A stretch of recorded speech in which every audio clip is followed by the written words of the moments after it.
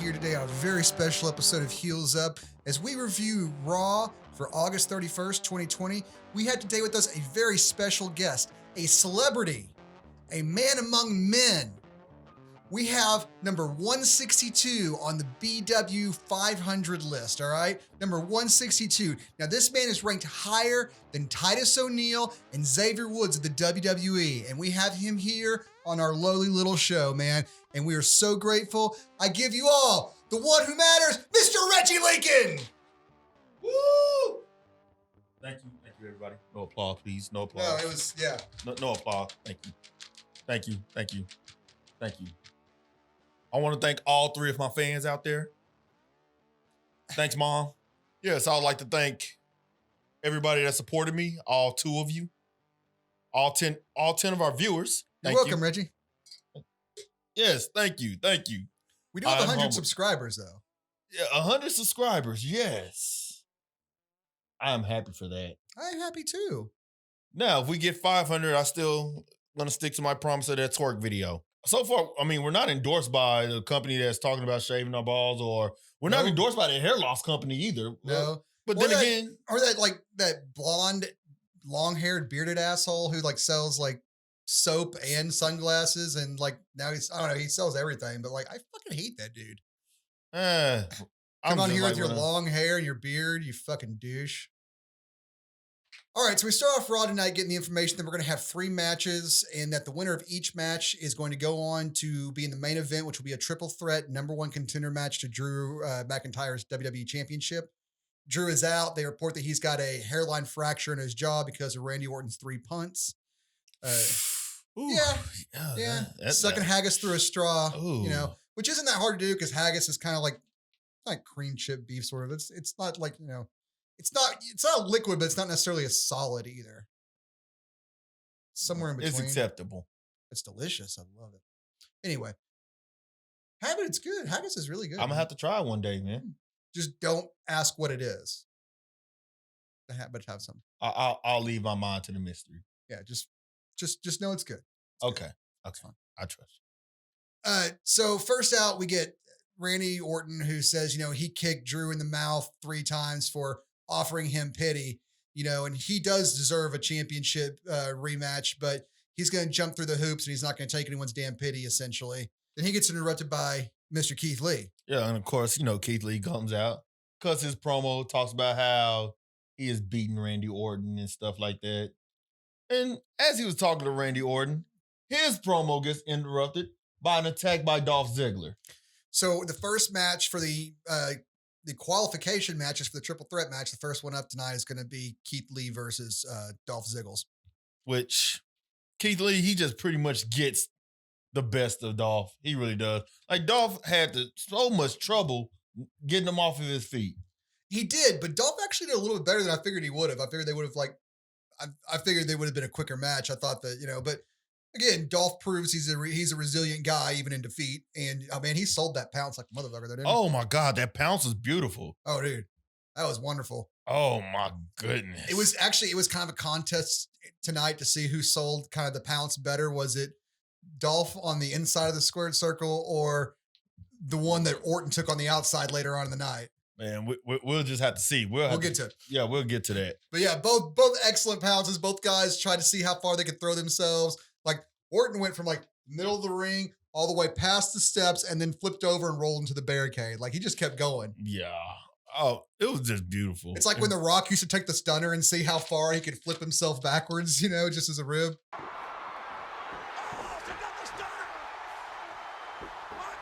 Yep. But yeah, it wasn't a bad match, man. Dolph can put on a good match with anybody. And Keith Lee's absolutely amazing. So these guys put on a good opening match with the... That's a way to start the show off right there. It was. It's a good way to start the show off. But what did we pretty much say was going to happen tonight as far as when they had showed all the matches? Because it was like we said, Ziggles versus Keith Lee. Randy Orton's going to take on Kevin Owens. KO.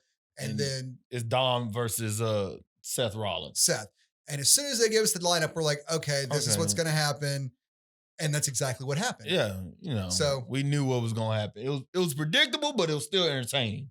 Exactly. So it was not unsatisfying because what would be unsatisfying is if anything else had happened and you had someone else going to Night of Champions instead of the person who ends up winning tonight. Because if anyone else had gone, it would not have been as satisfying. And it So, wouldn't have made sense.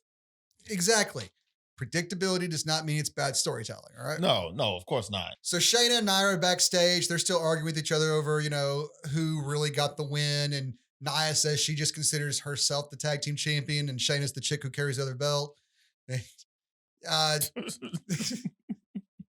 they're pretty good at being shitty with each other. They are.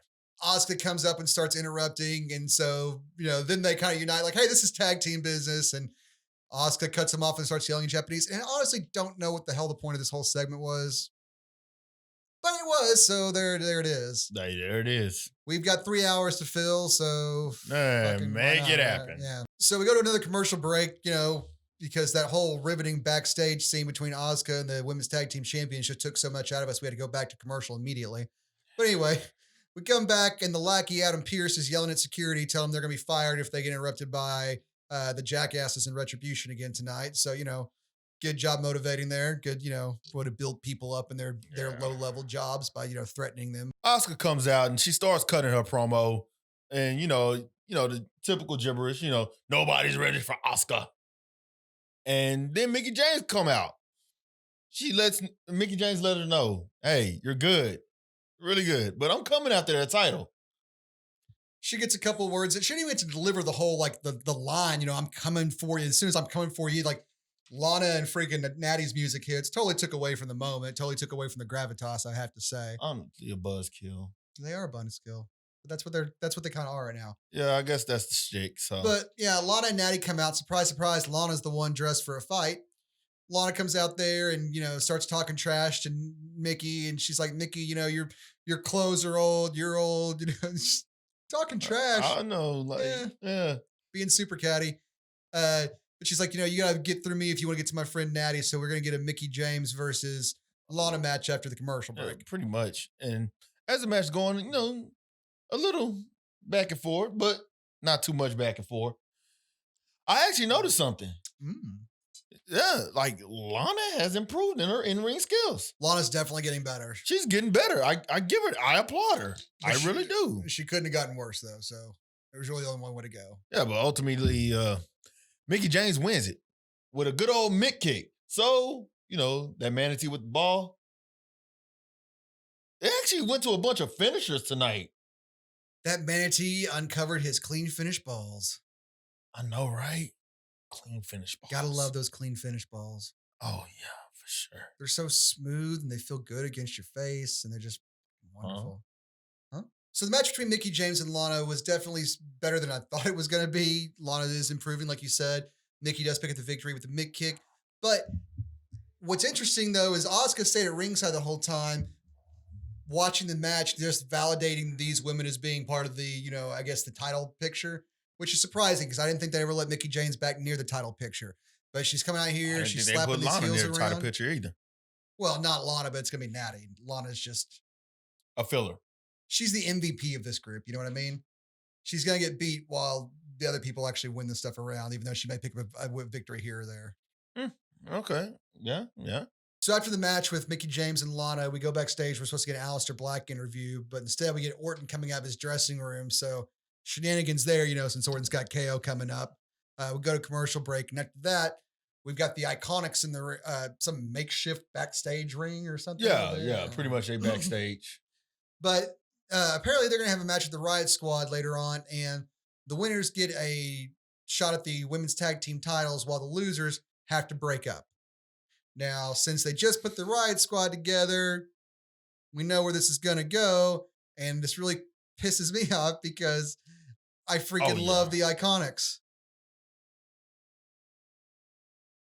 They're absolutely amazing, and as I've stated, they are arguably the only actual female tag team in the WWE.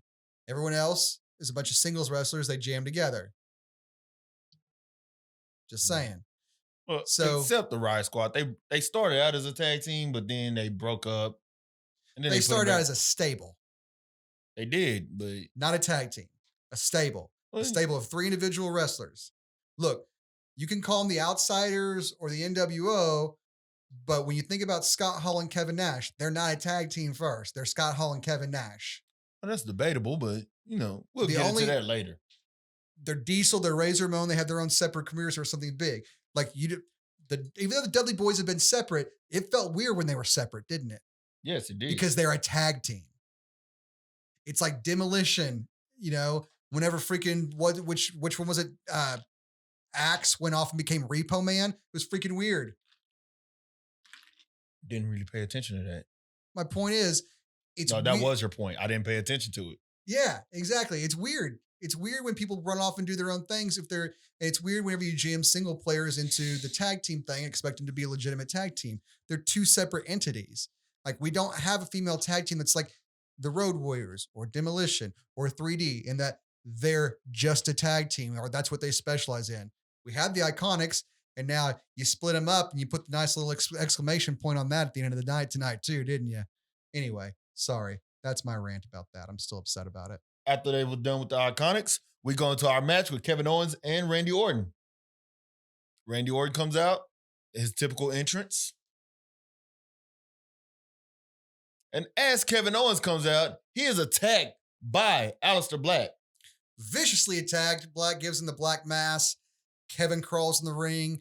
Ref doesn't want to let him compete, but Kevin's like, no, I'll try. And he staggers forward and falls straight on his fucking face. And Randy gives him enough time to stagger enough to his feet that he could hit an RKO and call it a night. So yeah, pretty much, yeah. Randy didn't even break a sweat. No, he didn't.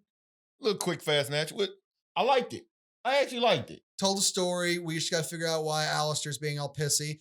But I guarantee you called it. It's because no one came and fucking helped him when he got his eye gouged out, even though there's 20 people out backstage who think that Seth Rollins is a piece of shit, including KO. Where the fuck were you, KO? Ali was out there helping Humberto and he got his eye gouged out in the process. Where the fuck were you? Where was Ray? Where was Dom?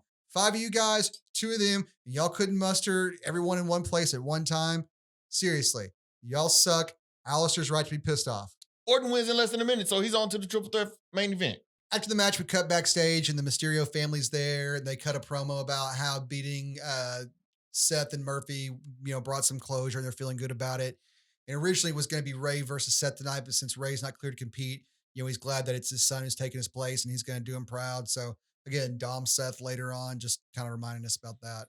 And then we go to the ring. Yeah, we go into the ring for the VIP lounge. MVP, Shelton Benjamin, they start off together as they introduce the new... Hold on, we don't have bottle service at our lounge, so I'm going to go. Okay, well, they introduced the new United States champion, Bobby Lashley, who is also the CEO of the Hurt Business. They like to dress all flashy and stuff, Hey, since they didn't lock it in tonight, we should probably mention they changed the name of that stupid finisher. Oh, yes. Instead of the full Lashley or whatever they call it, now it's called the Hurt Lock. Much better name. Much better name. I mean, it's already the Master Locks. You might as well call it another kind of lock anyway, right? Yeah, that's true. So as they're cutting their promo, talking their trash, Cedric the Entertainer Alexander walks out, and they think he's by himself. They go in there, try to charge after him at the ramp, but Ced stopped him, and he let him know, hey, I'm not joining you, and I'm definitely not by myself. And Viking Raiders appear behind Hurt Business, and they start laying the whooping on them. And we cut to commercial, and after that, we come back, and we start a 6-man tag team. This was an all right match, but the Hurt Business kind of had everyone's number for the most part. The Viking Raiders just seemed to be there to kind of eat some offense for the most part. And eventually Cedric gets in. He starts getting really worked over by the Hurt Business. Oh, you're taking a beating, man. Yeah, so they're putting him in peril so he can get the hot tag. You think probably to Ivar, because God knows it's not going to be Eric. Nope. They don't give him any respect these days. But before he can make a hot tag, Shelton and Bobby run over there and take the Viking Raiders out. So it looks like Cedric's a man alone on an island. But during the fracas, he manages to roll up MVP and get the 1, 2, 3. And the Hurt Business loses to Cedric the Entertainer and the Viking Raiders. So I love the fact that we're just now, thanks to R-Truth, we're all of them just calling him Cedric the Entertainer now. Hey man, it's good. It's a good line. I bet you the actual Cedric the Entertainer does not appreciate this. Now, the reason that he was out here with the Viking Raiders instead of with Apollo and Ricochet It wasn't because he was butthurt he got left out of the tag team match last week. It was because the Viking Raiders had an issue with the Hurt Business from Raw Underground last week. So there's those storylines from Raw Underground bleeding into the main show, which is the only reason why I even bother to review Raw Underground because I think it's ridiculous. But And plus, Apollo Crews actually has a match or a fight, whatever, in Raw Underground with Shelton Benjamin later on that night. oh yeah, that's true. That's true. But yeah, well, Shelton Benjamin pulled double duty. Apollo could have pulled double duty. Yeah, you're right. I don't know why they did that. I don't know. Whatever. Yeah, pretty much. So after the match, the Hurt Business looks like they're about to jump Cedric, but MVP holds him back. And he looks impressed, at the young man and kind of nods. And I thought he was kind of playing mind games with Cedric. Like, it's the stick and the carrot. You know what I'm saying? Yeah. You give him the stick a little bit to show him he's wrong for, not trusting you. We give him a little bit of that carrot so you can show him what it's like, that you're a man of honor. You can respect his ability. And, you actually care about him and but the stick and the carrot. I thought that's what he was doing. But then we got like a commercial. They were just beating his ass down backstage. So really, he was just waiting until the Viking Raiders went around so they could administer the beating that they wanted to. But Ricochet and Apollo make the save, and MVP pulls him off again. It's like, we made our point. So not so much the carrot, more just stick and stick and stick. But yeah, I thought it was a cool mind game move, and then they kind of ruined it after the break. So, Sid has been just taking so much of a beating. No, and eventually he's got to get fed up with the fact that his friends aren't there for him, helping him not get his ass beat. Or we can talk about what happens to him later on in the Underground tonight too, because that was fucking embarrassing, man. Oh yeah, it's like Ricochet's an afterthought sometimes, man. Ricochet is an afterthought. So up next we got the Riot Squad versus the Iconics. No, I'm gonna tell you like this. I'm not gonna sugarcoat it. I'm pissed. I'm royally pissed. Royally pissed. Royally pissed. Mm-hmm. Yeah, we already know what's gonna happen. It's so predictable. We did. We know that Vince is enamored with Peyton Royce at the moment. That's the flavor of the week for him. He's impressed with her singles skills. So he probably wants to move her into, a single star. So to do that, he had to break up the Iconics, the only female tag team they had. And God knows they don't plan on doing anything with Billie Kay, who I absolutely adore. I adore that woman. And God knows if we're ever going to get any more of her, she may be not long for the company at this point. I'm not sure what's going to happen, but she's David Spade without Chris Farley. She'll make Joe Dirt, and then that's it. One hit, and then we won't. She might get one hit after this, and then we won't see her again. And a sequel to that one hit. Did you watch it? I didn't. Yeah, exactly. Now you're making Netflix movies with Adam. You're hoping Adam Sandler will call you for one of his crappy Netflix movies. Now that is where it's gotten to. You basically sit around all day going, oh, thank God I'm not Rob Schneider, at least. That's your life. The Iconics give majority of the beating to the Riot Squad. They really do. And then it's just a trade-off of roll-ups. But Billie Kay ends up taking the final roll-up from Ruby Riott. Of course, that manatee with the ball just couldn't let it go, could it? No, he had to roll that ball right into us losing the greatest female tag team ever. And then I'm like, okay, well, they can salvage this because their banter is good together. That's what, Peyton Royce is obviously a better wrestler. You wanted to be loud again. Anyway, as I was saying. So, Peyton Royce looked great, and she's, going to be moved on, and it's just unfortunate that Billie Kay is not going to be anywhere. You're just transfixed by him, aren't you? Huh? This is Peyton Royce's time to shine. I thought that perhaps we would have, since their banter is so good together, was like, okay, maybe they won't be a tag team, but maybe Billie Kay can be Peyton's, manager or something, or still come out to the ring with her and still support her, even though they can't be a tag team. But even those small, that little bit of hope, that sliver of hope I had with me, you dashed that to pieces by the end of the night. So thank you guys. You raised my hopes and dashed them quite expertly, sir. Bravo! But this also means that the Riot Squad gets a shot at the women's tag team title. So I guess they get to face Nia Jax and Shayna Baszler. And honestly, breaking up the women's tag team, the Iconics, there's just less women's tag teams out there, which you didn't have very many of those to begin with. So it was like, once they came out with the women's tag team title, I was hoping it looked cool, try to come back and do some cool stuff with it. Nope, you've got the golden role models that are about to implode. You have the Kabuki Warriors, and you drove one of them out of the company. And you have the Iconics that you just broke them up, and you're probably going to drive the other one of them out of the company. Billy Kay, you sweet, beautiful woman. And And what else? What do they have? What are the other female? Alexa Bliss, And Nikki. and Nikki. You're about to drive them apart because Alexa's going all freak show. The only legit tag team we got now is the Riot Squad. Good job, guys. Unless they plan on building another tag team. I guess Shayna and Nia are supposed to grow to like each other or something. I don't know. I don't see that sticking though, because Shayna Baszler's a singles female wrestler. She doesn't need to just be like a tag Nia team. Jax. Yeah, they don't need to be in a tag team. Unless you put Nia with Tamina like you did and had them run ripshot over everybody. That was perfect. I hate that they didn't win the tag title. No, you made them look like chumps because you're like, oh yeah, it's Tamina. We can't have her win anything. Sorry, guys. All right, so after my heart was broken into a million pieces, we got Seth versus Dom. But Seth comes out first with Murphy and chews Murphy a new fucking asshole. And tells Murphy, sick of looking at him, get backstage, and until he can until he get his shit together and figure out whose side he's on, because he kicked him in the face, he cost him the match, and it was all his fault, blah, blah, blah, blah, blah, blah, blah. And on the way out, he gives him a nice smack upside the head. I had to laugh at that. You theorized it was a rib. Like Murphy didn't know it was coming and sat there to fuck with him. Yeah, pretty much. And Seth, it looked like Murphy tried to not to bust. Yeah, it really did. Like when Murphy turned away from the camera and looked at Seth, it looked like he was trying to laugh his ass off. Yeah. I'm pretty sure. I bet he laughed when he got to Gorilla. Murphy gets sent to the back, and as he's got his back to the entranceway, he's looking back at Seth, and he's fuming a little bit. Dom runs out, hits him from behind, takes him out, and the match between Seth and Dom starts. And honestly, Dom takes the first part of this match. He's taking it to Seth, kind of has an answer for everything. Hits some cool moves. There's like a cannonball senton off the announce table onto Seth, and just.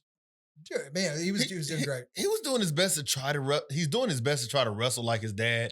The issue is he's a foot taller. Yeah, he's a whole foot taller. Yeah, he tries to get the run in, and he's just kind of gangly. He's got that gangly teenager body still, Yeah, but he's got the baby fat on his arms a little bit and stuff. It's cute. It's cute to watch. But I'm rooting for him to succeed. He did great, man. But we go to commercial. When we come back, Seth is on top. He's working Dom over, doing a lot of abdominal holds, bear hug from behind, leg lock, putting pressure on the ribs, the sides, the damaged torso that they worked over with, the kendo sticks initially early on.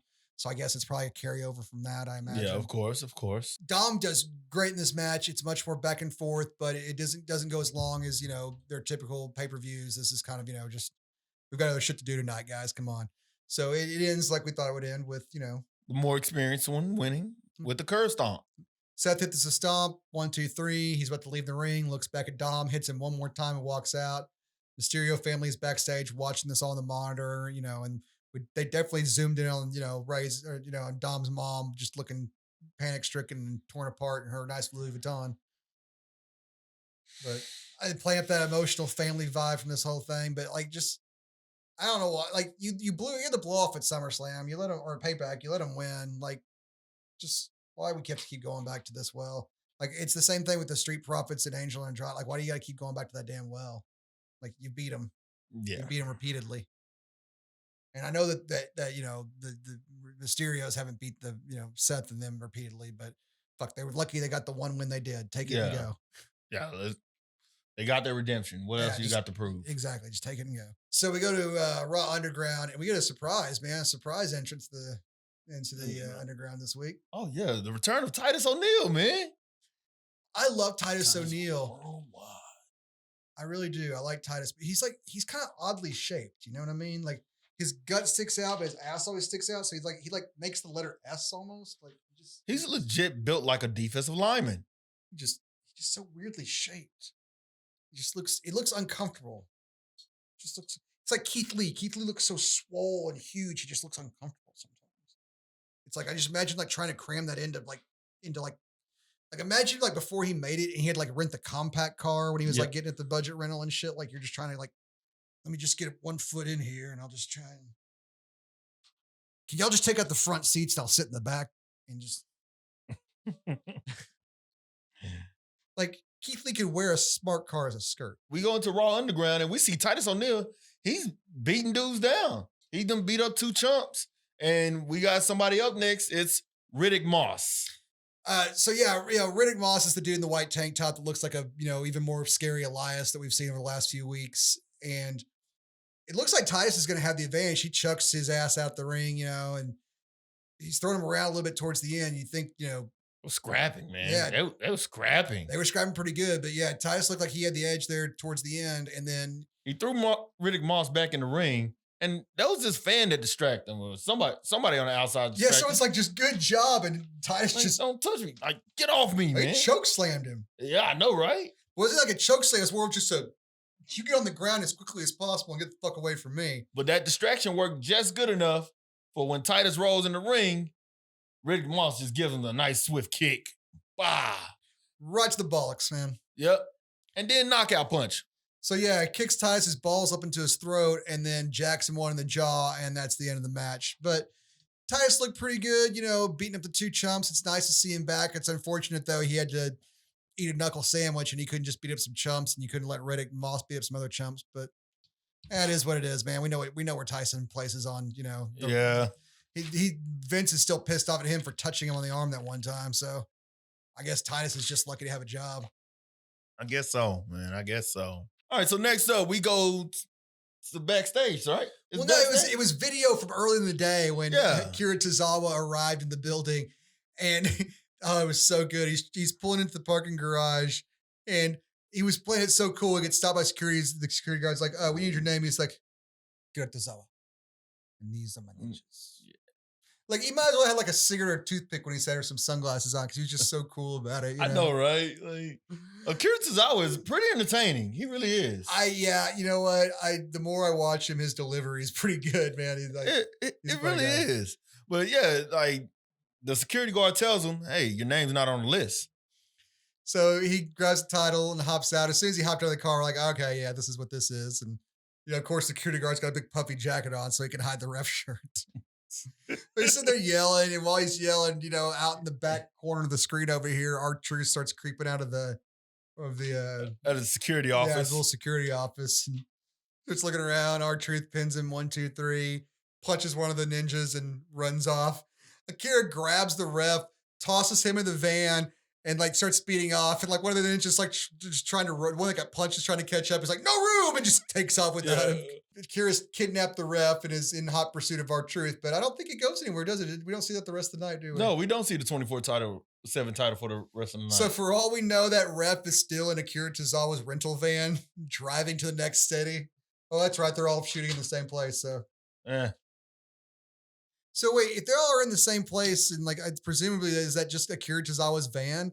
And like, does he just drive a minivan, or did he have to get a bigger car because he got ninjas now? Like kind of like when you have kids, you're like, it's time to upgrade. We're thinking about having ninjas, So up next, we have a tornado tag team match between the Street Profits and Angel and Andrade, which Angel and Andrade get the jump on the Street Profits, send Dawkins out, isolate forward, and then they work on isolating the Street Profits in turn, kind of. And like, for the most part, the Street Profits cannot get anything going. Like, one of them will try and get back into it, but they're easily overwhelmed because the other one's been taking an ass kicking for the last 5 or 10 minutes, So for the most part, like, Angel and Andrade look fucking strong, which I guess you're going to have them keep fighting the Street Profits. So it's about damn time because they keep getting their ass kicked by them. So like, I was like, why are they even fighting these chumps anymore? But I guess they're putting them back into it. Well, we'll see where it leads to. But as soon as the Street Profits start to mount a little bit of offense, we get the lights to flicker. And as soon as the lights flicker, ref bails, Angel bails and grabs the blonde woman from the reality show. Demi. That's her name, Demi. Whatever. And she is literally a prop. She really is. I'm not saying that about her as a human being. I'm not saying about women. But her part in this storyline is to be a prop, to be passed back and forth as the men argue over her, because obviously she'll run off with any of them. And like, she's a prop. She's a prop. She's something for, Selena to be mad about when it comes to Angel. Like, has she expressed a feeling towards any of these guys that's been around, or is she just like whoever shows up with the latest gift, she runs away with? Like, She thinks Ivar is cute, yeah, she gave him a kiss earlier, and then she and, accompanies Angel to the ring. and Eric not so much. So again, she's like the 24/7 title.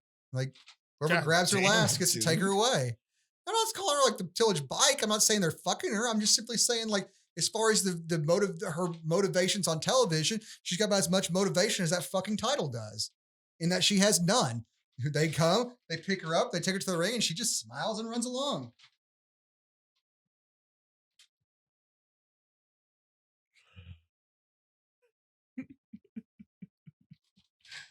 Oh man. But yeah, this all ends with retribution, and Garza runs off with Demi. And while the rest, actually, even Selena, stood there and fought. Yeah, it was funny. Ford looks around really confused, and he goes he's like, should I? And then goes to pin Andrade. But like the ref fucked off. Like, what are you doing? Like, you should have been like trying to wake Dawkins up and get your ass out of there, man. Like, and sure enough, it made him look stupid. It did. But sure enough, Retribution comes out and ruins another good thing, like they always do, because fuck them. And that's how that match ends. So Well, we actually seen them united and fighting. Andrade, Selena, and the Street Profits. well, that was more just survival at that point. They weren't like going back to back or anything like that. Yeah. They were also just getting their butts whooped by a bunch of vigilantes and assholes. And Boomer Vince's Antifa. So we got to the Raw Underground segment with Jasmine Duke. I don't know how you say it. Jessima Duke. Jessamine. I don't know. The tattooed UFC 4 horsewoman. And One of the ones who isn't Shayna Baszler or Ronda Rousey. Anyway, she gets up there and beats some chump up. And when she gets done beating the chump up, the chump's friend gets in there. So the other one who isn't Jessamine Duke, I don't know her name, she gets in there like a Mormon sundress and like a safari hat and beats this bitch's ass. And I don't know what the hell the point of this was.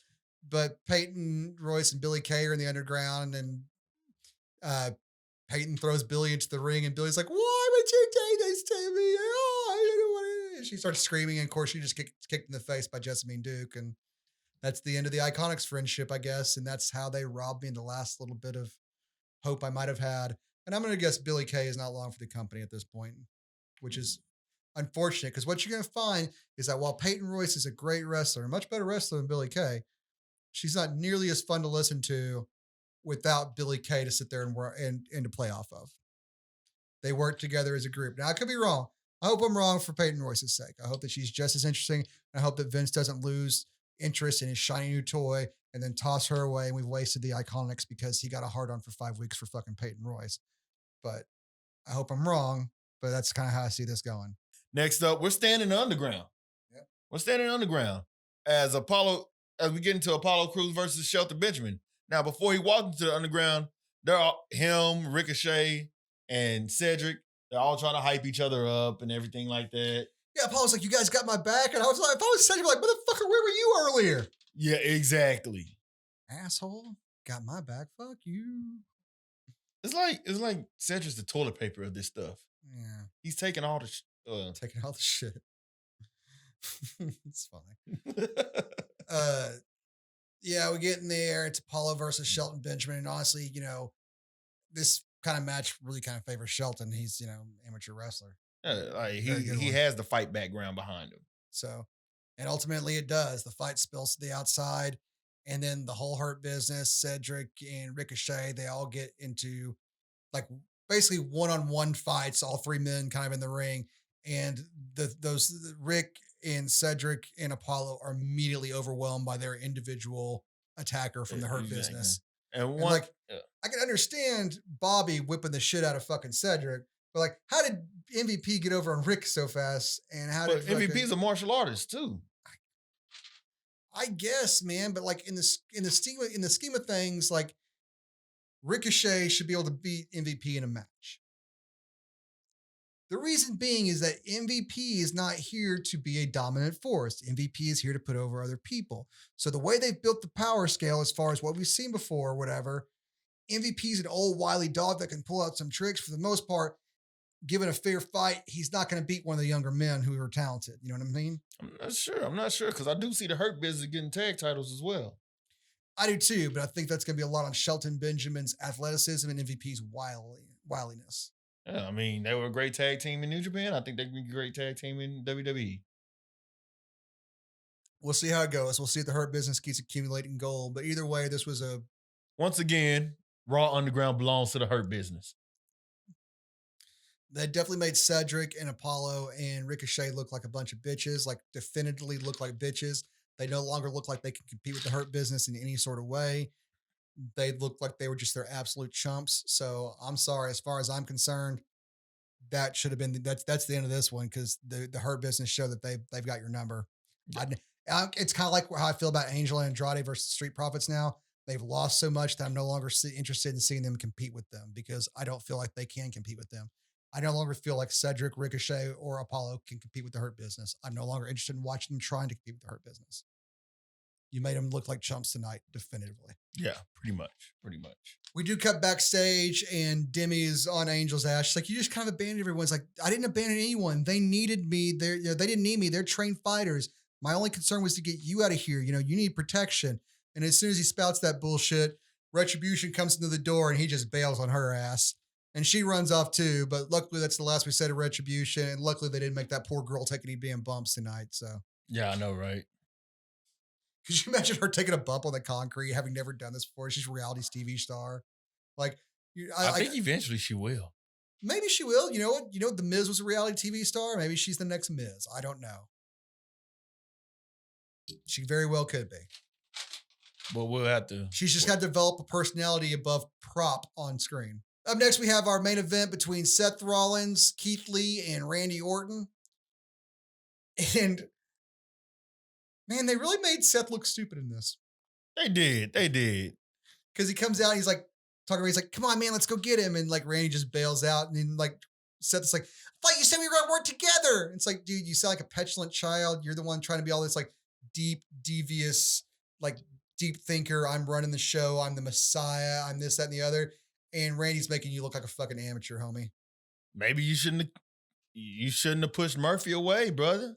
Yeah, you don't know mind games for shit because apparently like you're acting like a petulant, whiny child. Like, why aren't you doing what you said you were going to do? Because he's fucking Randy Orton. Of course he's going to take a fucking deal and bite you in the ass. That's what he does. Why didn't you figure that out? You're supposed to be smart. You look like an idiot. Seth looks like an idiot. So Seth looks like an idiot and Keith Lee looks like the fucking man because he is just beaten down on both these idiots for a while. Like, until we go to commercial, Keith Lee is like whipping up on Randy and Seth at the same time. Exactly. Like, I love the way they're making Keith look. Keith looks great. Yes, I love it. Keith looks like the future of this damn company is what Keith looks like. Keep it up, man. Keep it up. I will accept, if you want to make Keith Lee the next Hulk Hogan, Rock, John Cena, I'm behind that one. I'm totally behind Keith Lee being our next giant superstar. Seriously. I'm with it. He's so fun to watch. He is amazing. I have not had this much fun watching a big man wrestle since The Undertaker. Back when The Undertaker was like swan diving on the top rope and shit. That's what was so impressed with The Undertaker. He was 6'9", did a swan dive on the top rope, and he walked the top rope. Like, I mean, yeah, Braun Strowman could do a kip up, but he's going to be like Big Show. That only happened for a few years with Big Show before, his body just couldn't take that anymore. The off the top rope, jumping, and like the big guys, they have a very small window for being that athletic. Once you hit that mid-30s and everything starts breaking down like it does on average people, it happens 10 times faster on the big guys because they have so much weight on their joints. Yeah, it really does. It really does. Gravity affects them the same way it affects us. Anyway, this match wasn't bad. It was actually a lot more fun than I thought it would be. I thought that Randy would get, a little more offense in this, but Keith Lee was ultimately just like, I thought it was going to be a Randy and Seth beat down on Keith. That's what they're trying to get to, but Keith is so strong. They got there a couple of times, with Keith would always power back, man, and he gave Randy a giant pounce on the outside. We talked about earlier that sent him further. Like we were going to do the measuring distance to see what further, him or Dolph earlier in the night, man. Right? Giant, but he looks absolutely amazing, and he's kind of getting worked over by Seth towards the end, and Seth's going for the stomp. Keith catches him, gives him the spirit bomb. But before he can capitalize, Randy goes and picks his spot, RKO. Out of nowhere.